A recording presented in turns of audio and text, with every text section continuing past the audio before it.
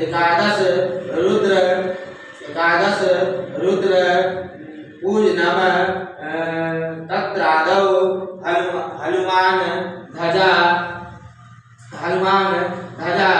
आवाहनम पूजनम च तत्रादौ हनुमान चालीसा 108 पाठ ब्राह्मण द्वारा कर्तुं तत्रादौ श्री सूर्यादि पंचदेवता भगवान विष्णुर तत्रादौ सप्तहितमातृका आवाहनम पूजनम च तत्रादौ गणेश सहित षोडश मातृका आवाहनम पूजनम च तत्रादौ सूर्यादि नवग्रह मंडलस्थ देवता आवाहनम पूजनम च तत्रादौ हवन तर्पण आराधिज्ञ ब्राह्मण भोज्य